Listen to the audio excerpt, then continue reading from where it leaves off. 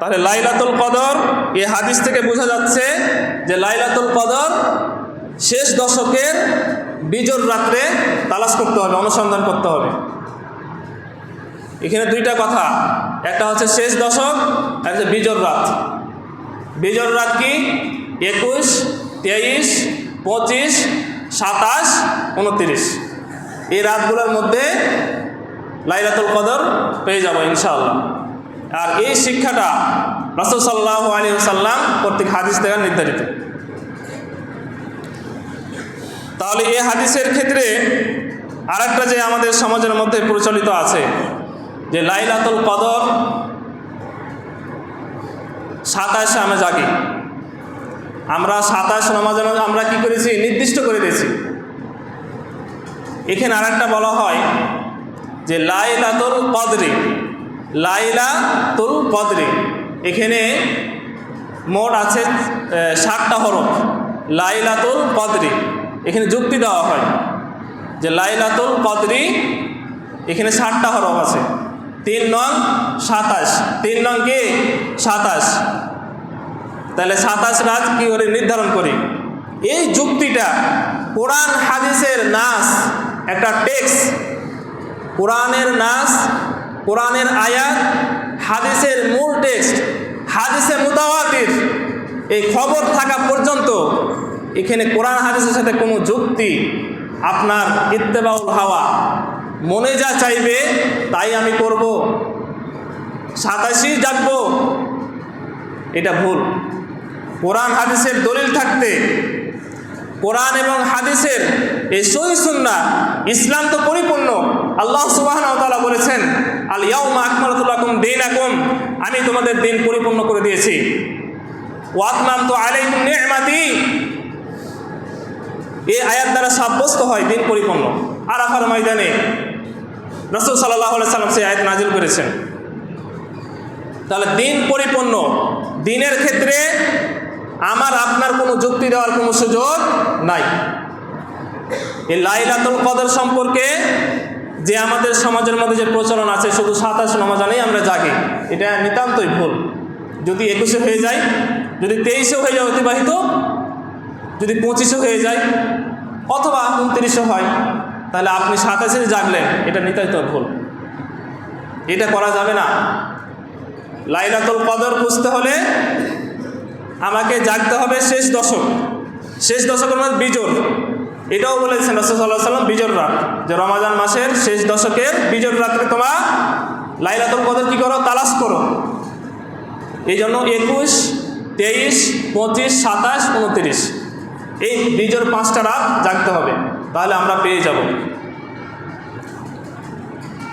আর এই লাইলাতুল কদর সম্পর্কে যেটা ভুল ধারণা, এটা আমরা পরিহার করব।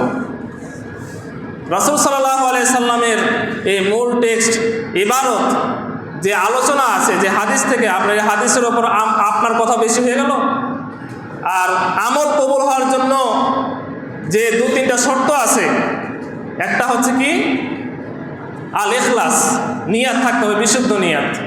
ওয়া মুতাবাআতুর রাসূল, রাসূল সাল্লাল্লাহু আলাইহি সাল্লামের যেভাবে নিয়ম শৃঙ্খলা যেভাবে শিখিয়ে দিয়েছেন, রাসূল সাল্লাল্লাহু আলাইহি সাল্লামের আমলের মোতাবেক হতে হবে।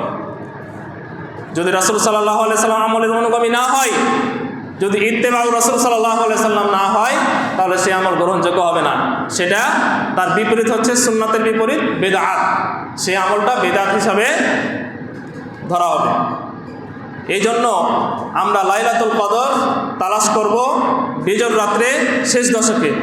শুধু আমাদের সমাজের প্রচলন যে আমরা 21, 23 শুধু 27-এ জাগবো, এমনটা হবে না। 21, 23, 25, 27, 29 এই 5টা বিজোড় রাত আমরা জাগবো, তাহলে লাইলাতুল কদর পেয়ে যাব। আর লাইলাতুল কদরের আলামত আছে কিছু, যে লাইলাতুল কদর অতিবাহিত হয়ে গেল কিভাবে বুঝবো? অথবা আপনি জেগেছেন 21, 23, 25 একটা রাত্রে জেগেছেন, তো অতিবাহিত হয়ে গেল, এটা কেমনি বুঝবো? এটার আলামত কিছু আছে, যে রাতটি গভীর অন্ধকারে ছেয়ে যাবে না, রাতটি অধীর অন্ধকারে ছেয়ে যাবে না। আরেকটা হচ্ছে গরম বা শীতের তীব্রতা থাকবে না, খুব যে গরম, আবার খুব প্রচুর রৌদ্র, আবার এই রাত্রেবেলা খুব অত্যন্ত বেশি গরম লাভ করতেছে, এমনটা হবে না। তারপর হচ্ছে বাতাস প্রবাহিত হবে, মৃদু বাতাস, সকালবেলা বাতাস কি হবে, প্রবাহিত হবে। আর এই রাত্রে ইবাদত করে মানুষ অপেক্ষাকৃত অধিক তৃপ্তিদায়ক বোধ করবে, তৃপ্তি বোধ করবে। এই রাত্রে ইবাদত করার পরে সকালবেলা যখন বাতাস দেখবেন, রাত্রেটা হবে খুব বেশি গরম না, হালকা, আবার সকালবেলা বাতাস হবে, এবং বান্দা এই ইবাদতের মাধ্যমে একটা তৃপ্তি বোধ করবে। আর এই রাতে বৃষ্টি বর্ষণ হতে পারে, এই রাত্রে হালকা কি হতে পারে, বৃষ্টি বর্ষণ হতে পারে। আর সকালবেলায় আলোক রশ্মি সহ সূর্যোদয় হবে। তাহলে এই আলামতগুলো রয়েছে লাইলাতুল কদরের। আর লাইলাতুল কদরে করণীয় হচ্ছে বেশি বেশি কোরআন তেলাওয়াত করা, বেশি বেশি সাদকা করা, দান সাদকা করা। আল্লাহ সুবহানাহু ওয়া তাআলা দুয়ার মাহাত্ম্য, দুয়ার গুরুত্ব, দান সাদকার গুরুত্ব অনেক আলোচনা করে রাসূল সাল্লাল্লাহু আলাইহি সাল্লাম। যাক, আমি এই আলোচনায় যাচ্ছি না। এই জন্য এই রাত্রে আমাদের বেশি বেশি কোরআন তেলাওয়াত করতে হবে, ইস্তেগফার করতে হবে, আল্লাহ সুবহানাহু ওয়া তাআলার কাছে ক্ষমা চেয়ে নিতে হবে। কোরআন তেলাওয়াত, ইস্তেগফার, আল্লাহ তাআলার কাছে ক্ষমা চাইতে হবে, দান সাদকা করতে হবে। এই রমাদান মাসে আপনি অন্য মাসে 1 টাকা দান করেছেন, সেই 1 টাকার পরিমাণ এখানে 60 টাকা হতে পারে, 700 গুণ পর্যন্ত বৃদ্ধি করা হয়। তাহলে এই রমাদান মাসে আমাদের লাইলাতুল কদরের রাত্রে বেশি বেশি কোরআন তেলাওয়াত করতে হবে, দান সাদকা করতে হবে, কোরআন তেলাওয়াত করতে হবে, পাশাপাশি দান সাদকাও করতে হবে। এই সৎ আমলের মাধ্যমে আমাদেরকে সেই রাত্রি যাপন করতে হবে। তার বিপরীত কী করি আমরা? তার বিপরীত রাত্রে কেউ জাগে, কত কিছু আয়োজন করা হয়। একটা গরু মেরে দিলাম, গরু জবাই হচ্ছে, রাত্রের কোনো খবর নাই। এমন করা যাবে না যে আপনি রাত্রি জাগলেন, আধা ঘন্টা আগে সাহারি খেতে গেলেন, সাহারি খেয়ে দিলেন ঘুম, সকাল 10টা, 9টা, 11টা বেজে গেছে, কোনো খবর নাই। ফজরের সালাত আপনি ফজর আদায় করলেন না, 5 ওয়াক্ত সালাত ফরজ, ফরজ বাদ দিয়ে আপনি নফল একটা ধরতে গিয়ে আরেকটা আপনি ছেড়ে দিচ্ছেন, এটা করলে হবে না। এই জন্য ইবাদত করার জন্য সুস্থ থাকতে হবে। আপনি সুস্থ সবল থেকে সেই রাত্রি যাপন করবেন, অবশ্যই সেই রাসূল সাল্লাল্লাহু আলাইহি সাল্লামের সুন্নাতের মোতাবেক হতে হবে। যে একটা ছাড়বার আটটা করবো, এটা এমনটা যেন না হয়। সাহারি খাবেন, সাহারি খাওয়ার পরে ফজরের সালাত আদায় করবেন। আল্লাহ তাআলা আমাদের সঠিক বুঝদান দান করুক, আল্লাহুম্মা আমিন। এই রাত্রে রাসূল সাল্লাল্লাহু আলাইহি ওয়াসাল্লাম একটি বেশি বেশি দোয়া পাঠ করতেন, আল্লাহুম্মা ইন্নাকা আফুউন তুহিব্বুল আফওয়া ফাআফু আন্নি। এর অর্থ দেখেন, আল্লাহুম্মা, হে আল্লাহ, ইন্নাকা আফুউন, আপনি ক্ষমাশীল, তুহিব্বুল আফওয়া, আপনি ক্ষমা করতে ভালোবাসেন, আপনি ক্ষমাকে ভালোবাসেন, ফাআফু আন্নি, সুতরাং আপনি আমাকে মাফ করেন। কত সুন্দর দোয়া না? আমরা বাংলার মধ্যে বলি হে আল্লাহ, আপনি আমাকে মাফ করেন। তো আরবিতে এটা আল্লাহ সুবহানাহু ওয়া তাআলা তার রাসূল সাল্লাল্লাহু আলাইহি সাল্লাম, হাদিস যেটা এসেছে, হাদিসে হচ্ছে আল্লাহ সুবহানাহু ওয়া তাআলার কথা, কিন্তু নাজিল করেছেন কার ওপর আসছে কথাটা? রাসূল সাল্লাল্লাহু আলাইহি সাল্লামের ওপর। কোরআন নাজিল হয়েছে রাসূলের ওপর। তাহলে সূরা নাজমের মধ্যে বলছেন আল্লাহ সুবহানাহু ওয়া তাআলা, ওয়া মা ইয়ানতিকু আনিল হাওয়া ইন হুয়া ইল্লা ওয়াহয়ু ইউহা। আল্লাহ সুবহানাহু ওয়া তাআলা যা নাজিল করেছেন এর বাইরে নবী সাল্লাল্লাহু আলাইহি সাল্লাম নিজের থেকে কোনো কথা বলেন না। ইন হুয়া ইল্লা ওয়াহয়ু ইউহা, তিনি যা বলেন, যা আদেশ করা হয়েছে, যা ওহী পাঠানো হয়েছে, তিনি সেটাই বলেন। এই জন্য কোরআন এবং হাদিস, এই ইসলামী শরিয়া দুইটা উৎস, কোরআন এবং হাদিস। আপনি যে বিধানই চান, কোরআন হাদিসের, সহিহ হাদিসের বিপরীত কোনো পথ নাই। এই জন্য এই দোয়াটা তার সাহাবায়ে কেরাম রাদিয়াল্লাহু আনহুম কে আল্লাহ রাসূল সাল্লাল্লাহু আলাইহি সাল্লাম শিক্ষা দিয়েছেন। এই দোয়াটা আমরা বেশি বেশি পাঠ করব। আপনি তাহাজ্জুদের সালাত আদায় করছেন, আর আপনি যে সকল সূরাগুলো মুখস্থ আছে আমাদের, এই রাত্রে একাকী সালাত আদায় করবেন। একটা সূরা পড়লেন, এমনটা হতে পারে যে আপনার একটা সূরা, বড় সূরা হলে বড় সূরা কিছু আংশিক পড়লেন, আপনার যতটুকু সাধ্য কুলাইবে, আপনার যে সূরাগুলো মুখস্থ আছে আপনি মুখস্থ করলেন, একটু রিভিশন করলেন, রিভিশন করার পরে দাঁড়িয়ে গেলেন, 2 রাকাত 4 রাকাত সালাত আদায় করলেন, ওই সূরাটা তেলাওয়াত করলেন। এই সূরাটা তেলাওয়াত করার পরে যখন আপনি বেতর পড়বেন, বেতর 3 রাকাত 1 রাকাত যখনই পড়বেন আপনি, ওই পড়ার পরে যখন আপনি দোয়া করবেন, এই দোয়ার মধ্যে আপনি বলবেন দোয়াটা। সালাতের শেষ বৈঠকে বলবেন, সালাম চেয়ে ফিরান ওই সময়তে বলবেন, সারাক্ষণ বলতে পারেন আপনি। রাতের শেষ অংশে বলেন আল্লাহুম্মা ইন্নাকা আফুবুন, হে আল্লাহ আপনি ক্ষমাশীল, তুহিব্বুল আফওয়া, আপনি ক্ষমাকে ভালোবাসেন, ফাআফু আন্নি, সুতরাং আপনি আমাকে ক্ষমা করেন। কত সুন্দর দোয়া! এই দোয়াটা আমরা সকলেই শিখে নেব। যাদের মুখস্থ নাই তারা, যারা জানে তাদের কাছ থেকে আমরা জিজ্ঞাসা করে শিখে নেব। আল্লাহ তাআলা আমাদের সহজ করুন, আল্লাহুম্মা আমিন। আর একটা বিষয়, ইতিকাফ। আজকের আলোচনার আরেকটা পয়েন্ট হচ্ছে যে ইতিকাফ। ইতিকাফ শব্দের অর্থ হচ্ছে অবস্থান করা। আল্লাহ সুবহানাহু ওয়া তাআলা কুরআন মাজিদে বলেছেন, ওয়া আনতুম আকিফুনা ফিল মাসাজিদ, তোমরা মসজিদে অবস্থানকারী। এই ইতিকাফের জন্য কিছু শর্ত রয়েছে। ইতিকাফ সহজ বিষয় হচ্ছে যে আপনি যদি লাইলাতুল কদর খুঁজতে যান, তাহলে সবচেয়ে উত্তম হলো যে রাতের যে এই রমজান মাসের শেষ দশক যে আছে, এই 10 দিন আপনি ইতিকাফ থাকা মসজিদে। ইতিকাফ থাকলে আপনার ইবাদত হবে, আপনার লাইলাতুল কদর ছুটবে না। সবচেয়ে পৃথিবীর মধ্যে সবচেয়ে উত্তম জায়গা হচ্ছে মসজিদ। এই মসজিদে ইতিকাফ থাকলে ইবাদত 24 ঘন্টা আপনার ইবাদতের মধ্যে মগ্ন থাকবেন, তাহলে আপনার লাইলাতুল কদর ছুটবে না। তাহলে লাইলাতুল পাওয়ার জন্য সবচাইতে সর্বশ্রেষ্ঠ মাধ্যম হচ্ছে ইতিকাফ থাকা, মসজিদে অবস্থান করা। ইতিকাফের হুকুম পুরুষদের মতো নারীদের জন্য ইতিকাফ সুন্নাত আছে, কিন্তু মসজিদের ব্যবস্থা থাকতে হবে। কিন্তু মসজিদের কি থাকতে হবে? মহিলাদের জন্য ব্যবস্থা থাকতে হবে। যদি ব্যবস্থা থাকে তাহলে থাকতে পারবে। পর্দার ব্যবস্থা থাকতে হবে, তাদের চলাফেরার ব্যবস্থা থাকতে হবে, তাদের উজুখানা পায়খানা প্রত্যেকটা আলাদা থাকতে হবে, তাহলে তারাও কি করতে পারবে? ইতিকাফ থাকতে পারবে। যদি শর্ত না থাকে তাহলে পারবে না। আর জামে মসজিদ হতে হবে। অর্থাৎ বাড়িতে মা বোনরা কোরআন তেলাওয়াত করবে। যদি অবস্থান না থাকে তাহলে মা বোনেরা বাড়িতে সালাত আদায় করবে, কোরআন তেলাওয়াত করবে, সাদকা করবে, এই সৎ আমলের মধ্যে মগ্ন থাকবে। আর ইতিকাফ বিষয়ে ইতিকাফে কিছু শর্ত রয়েছে, যে বিশুদ্ধ নিয়াত থাকা। আমল কবুল হওয়ার জন্য অন্যতম শর্ত হচ্ছে বিশুদ্ধ নিয়াত, আল ইখলাস।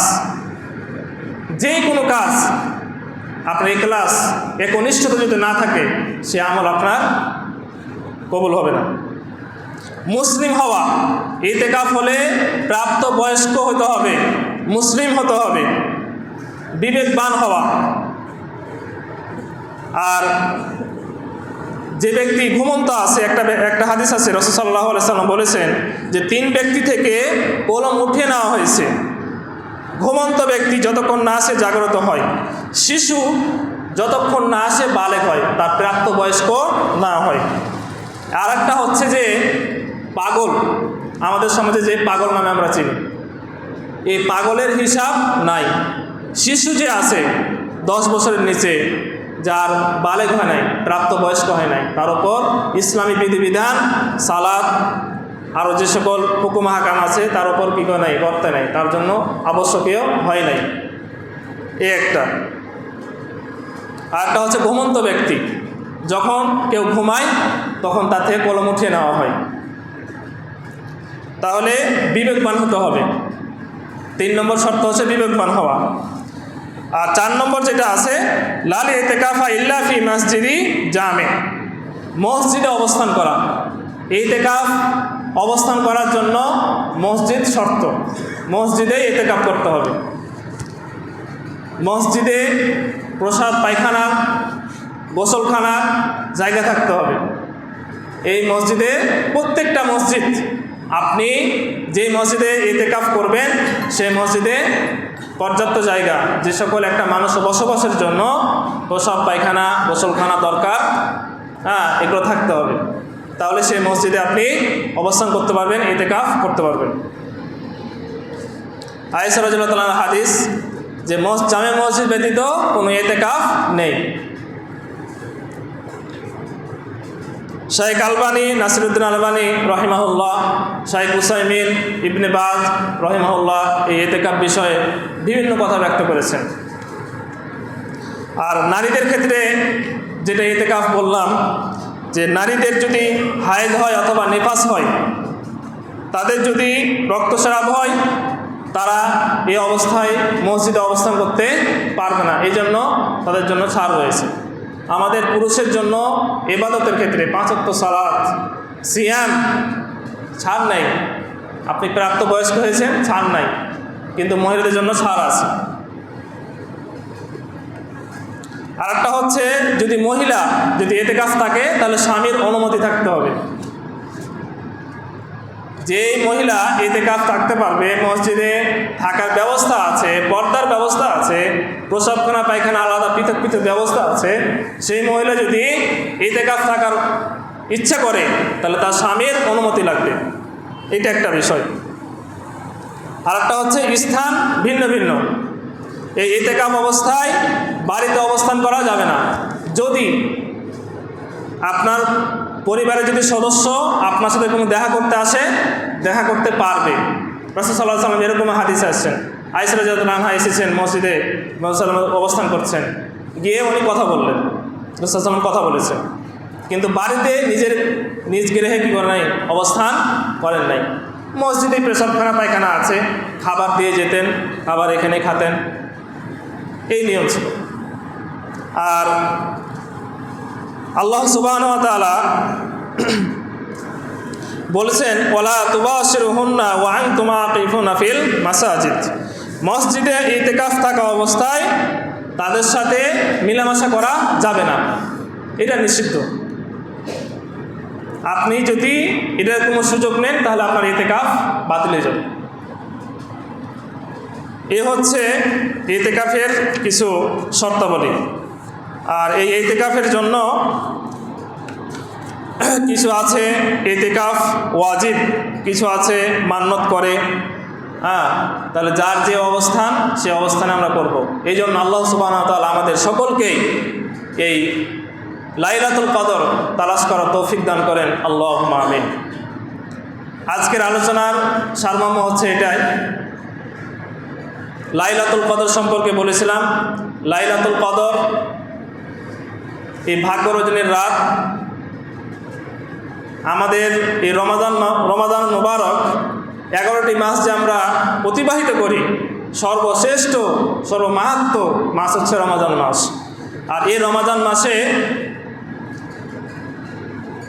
শেষ দশকের বিজোড় রাত্রে লাইলাতুল কদর তালাশ করতে হয়। সেই রাতগুলো হচ্ছে 21, 23, 25, 27, 29। এই জন্য আমরা এই লাইলাতুল কদর অনুসন্ধান করতে গেলে, তালাশ করতে গেলে আমরা এই বিজোড় 5টা রাত্রেই খুঁজব। এই 5টার মধ্যেই নিহত আছে। আর তার বিপরীত আমরা যেন শুধু একটাই রাত জাগবো, যে শুধু 27 জাগবো, এমনটা যেন না হয়। এমনটা করলে আপনি ভুল। কারণ রাসূল সাল্লাল্লাহু আলাইহি সাল্লাম কোনো বর্ণনা, কোনো সহিহ, কোনো ইবারত, কোনো বর্ণনায় বলতে পারবে না কেউ যে এখানে 27ই আছে। কিছু কিছু উলামায়ে কেরাম 27 নির্ধারণ করে দিয়েছেন। এটা একটা আবেগী। ইসলামকে কোনো যুক্তি যে লাইলাতুল কদর এখানে আপনি 3 করে গুণ করলেন, 7টা হরফ আছে, 3 নং 27, এটা কি হিসাব? অনেক বইয়ের মধ্যে লেখা আছে। এই জন্য আমি বললাম যে 27 সেটা লিখে দিয়েছে, এটা বেলা তাহকিক, কোনো বিশ্লেষণ ছাড়াই, কোনো সালাফে সালেহীনদের বুঝগুণ ছাড়াই তারা যেভাবে হাদিস বুঝেছেন, রাসূল সাল্লাল্লাহু আলাইহি সাল্লাম যেভাবে তার সাহাবে কেরাম রাদিয়াল্লাহু আনহুমকে শিক্ষা দিয়েছিলেন, তারপরে তাবেঈন এই পূর্বসূরীদের যেভাবে তারা আমলে বাস্তবায়ন করেছেন, যেভাবে লিখে দিয়েছেন, যেভাবে বুঝেছেন কোরআন হাদিস, সেভাবে আমাদেরকে বুঝতে হবে। তাহলে আমরা শুধু যেন এই 87 রাত্রে যেমন না করি, আমরা যেন কখনোই না বলি যে 27 রমজান এসেছে এটাই লাইলাতুল কদর। এটা ভুল ধারণা। রাসূল সাল্লাল্লাহু আলাইহি ওয়াসাল্লাম হাদিসের মধ্যে বলছেন বেজর রাত, আর আপনি বলছেন, আমি বলছি যে না শুধু 87 জাগবো, তাহলে হবে না। আমি তাহলে রাসূল সাল্লাল্লাহু আলাইহি ওয়াসাল্লাম হাদিসের বিপরীত করছি। এই জন্য বিজর রাত্রে আসে, এই বিজরকে আমরা যেন 87 নির্ধারণ না করি। 21, 23, 25, 27, 29 এই বিজয় রাতগুলো আমরা তালাশ করব ইনশাআল্লাহুল আজিজ। আল্লাহ সুবহানাহু ওয়া তাআলা আমাদের সকলকেই এই রাত্রিগুলো যাপন করে আমলে সালেহ এর মাধ্যমে ইবাদতের মগ্ন থাকা, কোরআন তেলাওয়াত করা, দান সদকা করা, আল্লাহ তাআলা আমাদের সকলকে কবুল করেন, তৌফিক দান করেন। আল্লাহুম্মা আমিন। ইয়া রাব্বুল আলামিন, আমাদের আপনার কিছু বান্দা এই মসজিদে উপস্থিত হয়েছেন, আপনি সকলকেই মাফ করেন। অনেকে আছে মেডিকেলে, অনেকে দোয়া চেয়েছেন, যারা অসুস্থ আছেন, সিয়াম পালন করছেন না, সিয়াম পালন করতে পারছেন না, অপারগ অবস্থায় আছেন। আল্লাহ তাআলা যাদের আপনি নিয়ে এনেছেন তাদেরকে জান্নাতবাসী দান করেন। অনেকের মা বাবা মারা গেছেন, ইয়া রব্বুল আলামিন তাদেরকে রহমতে ওয়াসিয়া দান করেন। আল্লাহুম্মা গফির লাহুম ওয়ারহামহুম ওয়াদখিলহুমুল জান্নাহ, আল্লাহুম্মা আজিরহুম মিনান নার, আল্লাহুম্মা আদখিলহুমুল জান্নাতাল ফিরদাউস। ইয়া রাব্বুল আলামিন, আপনি তাদেরকে জাহান্নাম থেকে মুক্তি দান করেন এবং জান্নাতের ফিরদাউস দান করেন। ইয়া রাব্বুল আলামিন, আমরা যারা এই পৃথিবীতে বেঁচে আছি, আমাদের সকলকেই সঠিক বুঝ দান করে আপনার রাসূলের হাবিব সাল্লাল্লাহু আলাইহি সাল্লামের যে রেখে যাওয়া সুন্নাত, কোরআন এবং হাদিস অনুযায়ী, সহিহ আকীদা অনুযায়ী আমাদের জীবন পরিচালনা করার তৌফিক দান করেন। আল্লাহুম্মা আমিন। আজকের আলোচনা এখান থেকে শেষ করছি। সুবহানাকা আল্লাহুম্মা ওয়া বিহামদিকা